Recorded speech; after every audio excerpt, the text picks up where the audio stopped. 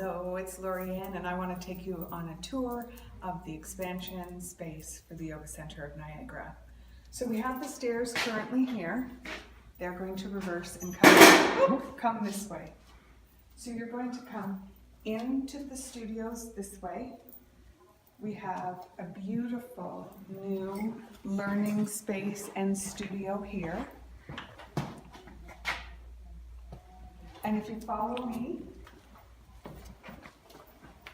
this space here will become Deanna's treatment room. It will be bigger and bright and just absolutely, I'm so excited. Here will be my office.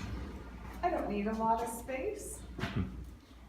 Our meditation room, if you follow here, these are the walls of the meditation room, and a second treatment room down at this end where you'll find our bathroom and our kitchenette. So I want to look at the ceiling right here for a minute. See all of these pipes? They're all going to go. Everything's going to be moved up into the floor joists so we can have, Michael, what was the measurement? 7'8". 7'8" high ceilings. So I'm really excited and really scared, but we are going to have a beautiful space down here.